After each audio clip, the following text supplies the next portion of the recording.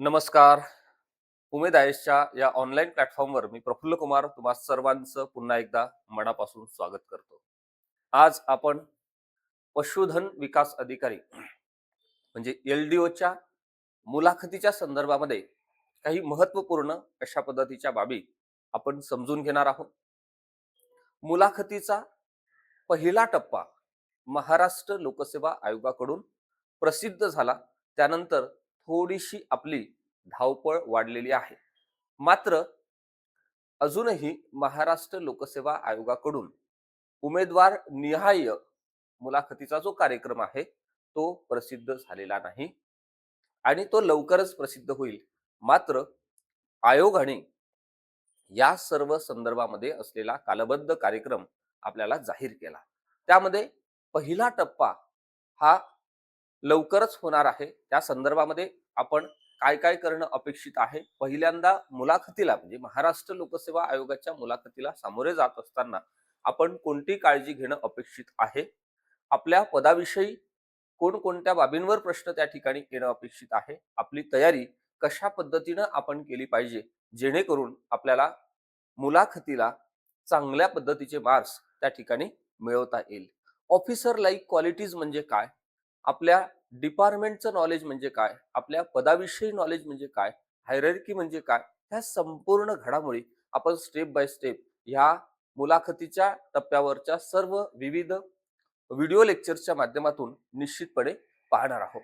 पहिल्यांदा मी तुम्हाला महाराष्ट्र लोकसेवा आयोगानं जे प्रसिद्धी पत्रक दिलेलं आहे, प्रसिद्ध केलेलं आहे, त्या प्रसिद्धी पत्रकामध्ये कोणकोणत्या बाबी दिलेल्या आहेत त्या आपण पहिल्यांदा समजून घेऊ आणि त्यानंतर तुम्हाला प्रोफाईल बेस कशा पद्धतीनं तयारी करणं अपेक्षित आहे, तुमच्या बद्दलची कोणती माहिती आणि किती माहिती महाराष्ट्र लोकसेवा आयोगाकडे असते हे सुद्धा समजून घेऊ. म्हणजे त्या माहितीच्या आधारावर कोणते प्रश्न विचारले जाऊ शकतात, कोणते उपप्रश्न विचारले जाऊ शकतात, त्याचा अभ्यास कशा पद्धतीनं केला गेला पाहिजे, या सर्व संदर्भामध्ये मी स्टेप बाय स्टेप तुम्हाला सर्व बाबी या ठिकाणी सांगणार आहे. आता आपलं जे पद आहे महाराष्ट्र पशुसंवर्धन सेवेचं, हे गट अ चं पद आहे. ही बाब इथे लक्षात असू द्या, ध्यानात असू द्या. आता ज्यावेळेस गट अ चं पद असते, निश्चितपणे ऑफिसर लाईक क्वालिटीज हे त्या ठिकाणी तेवढ्याच अँगलनी चेक केल्या जातात. ही बाब या ठिकाणी लक्षात घ्या. जरी आपलं टेक्निकलचं पद असलं तरी टेक्निकल नॉलेज सोबत आपल्याला नॉन टेक्निकलच्या बाबी सुद्धा निश्चितपणे माहिती असायला पाहिजे. त्या कोणकोणत्या माहिती असायला पाहिजे त्याही मी तुम्हाला त्या ठिकाणी सांगणार आहे. नंबर 1, 8 जुलै 2026 ला एक प्रसिद्धी पत्रक महाराष्ट्र लोकसेवा आयोगाने काढलं आणि ह्या प्रसिद्धी पत्रकीचा विषय होता पशुधन विकास अधिकारी महाराष्ट्र पशुसंवर्धन सेवा गट अ या संवर्गाच्या मुलाखत कार्यक्रमाबाबत आणि संदर्भ दिला जाहिरातीचा, जी 2025 ला आलेली जाहिरात होती.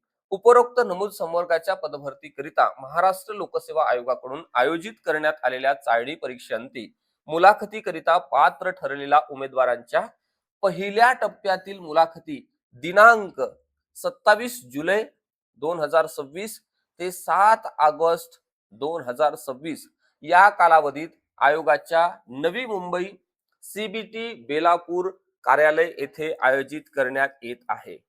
पुढील टप्प्यातील मुलाखत कार्यक्रम यथावकाश आयोगाच्या संकेतस्थळावर प्रसिद्ध करण्यात येईल. म्हणजे जो पुढील टप्पा आहे तो 7 ऑगस्ट नंतर कधी होऊ शकतो, म्हणजे लवकरच होईल. त्यामध्ये काही खूप मोठा अशा पद्धतीचा गॅप नसेल, ही बाब इथे लक्षात घ्या.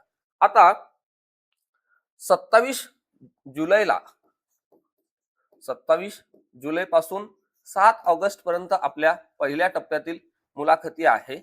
आता ह्या मुलाखतीच्या टप्प्यामध्ये ज्यांची नावं येतील, ज्या उमेदवारांची नावं येतील, त्यांनी आतापासून काय तयारी करणं अपेक्षित आहे किंवा या नंतरच्या टप्प्यामध्ये जी मंडळी असतील त्यांनी सुद्धा मुलाखतीच्या टप्प्यावर आपण आता सध्या स्थितीमध्ये कुठला एरिया प्रिपेअर करणं अपेक्षित आहे, कशा पद्धतीची तयारी करणं अपेक्षित आहे, या सर्व संदर्भानं स्टेप बाय स्टेप आपण बोलूया.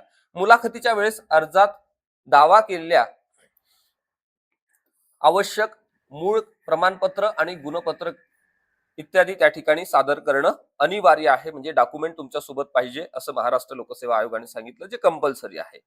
3 नंबरला मुलाखतींचा उमेदवार निहाय कार्यक्रम स्वतंत्रपणे प्रसिद्ध करण्यात येत आहे. तो लवकरच येईल.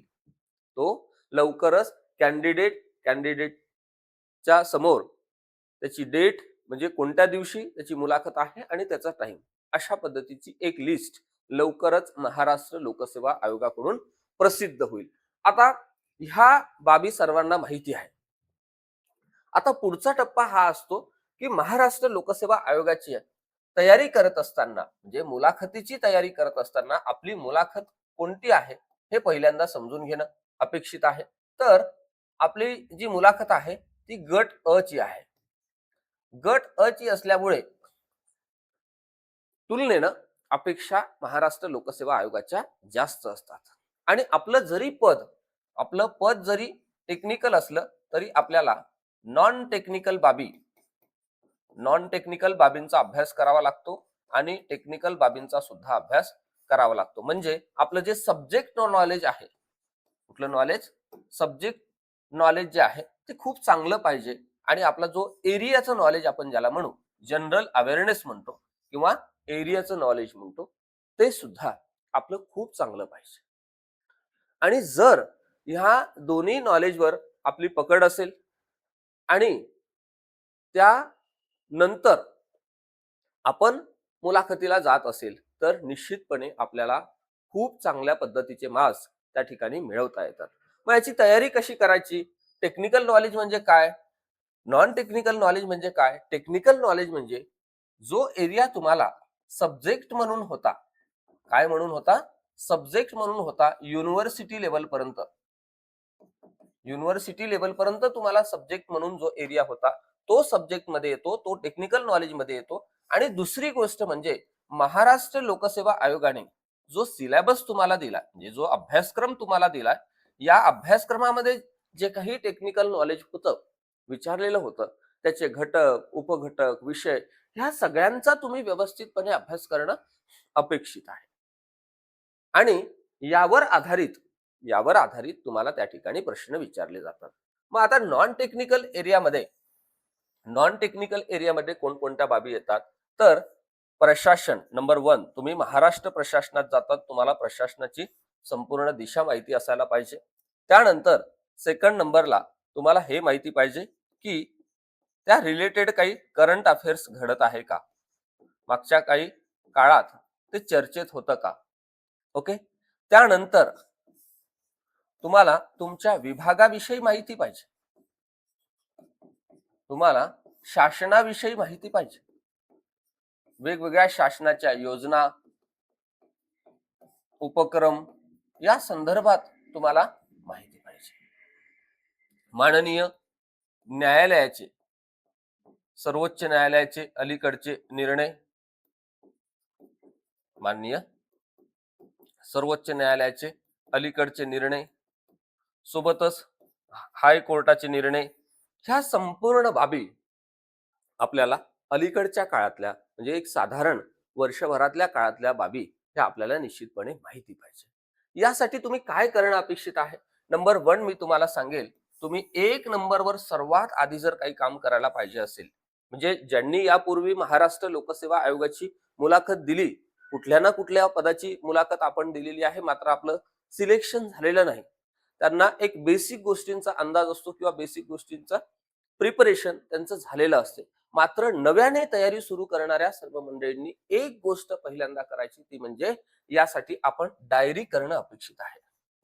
इथे 1 नंबरला डायरी करा आणि या डायरीमध्ये त्यामध्ये फर्स्ट पेजवर तुमचं नाव लिहा. सेकंड नंबरवर तुम्ही लिहा तुमच्या पदाचा उल्लेख या ठिकाणी करा. पदाचा उल्लेख केल्यानंतर डायरीमध्ये काय लिहायचं आहे तुम्ही, जे प्रोफाईल बेस्ड क्वेश्चन तयार होतात, ते सगळे टॉपिक, प्रोफाईल मधले जे टॉपिक आहे ते टॉपिक तुम्हाला या ठिकाणी लिहायचे आहे. मग प्रोफाईल मध्ये काय काय असते, तुमचा पत्ता असतो, म्हणजे काय, तर तुमचा जिल्हा असतो, जिल्ह्याची तयारी करा. तुमचं विद्यापीठ असते, युनिव्हर्सिटी, त्याची तुम्ही तयारी करा. आलं लक्षात? तुमच्या पदाबद्दलची तयारी करा. आणि सोबतच तुमचे जे काही डॉक्युमेंट्स आहेत, तुम्ही स्पोर्ट पर्सन आहात का, तुम्ही ऑर्फन आहात का, या सर्व संदर्भानं तुम्ही व्यवस्थित अशा पद्धतीची तयारी आपल्या ह्या डायरीमध्ये लिहून करणं अपेक्षित आहे. पहिल्या टप्प्यामध्ये तुम्ही ह्या बाबी करायला सुरुवात करा. दुसऱ्या टप्प्यामध्ये मी तुम्हाला अजून डीपमध्ये, इन डेप्थमध्ये प्रोफाईल बेस कशा पद्धतीचे प्रश्न येऊ शकतात आणि आपला पोशाख कशा पद्धतीचा असला पाहिजे, आपली देहबोली कशा पद्धतीची असली पाहिजे.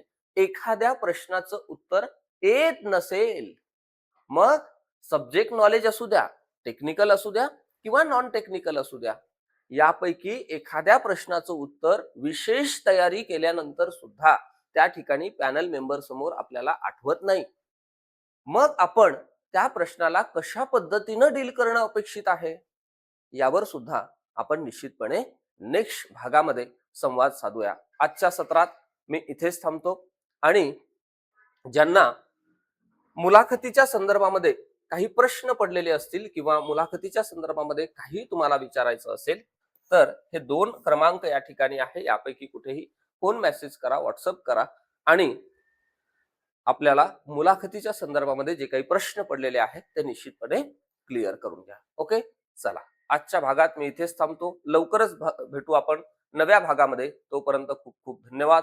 All the best.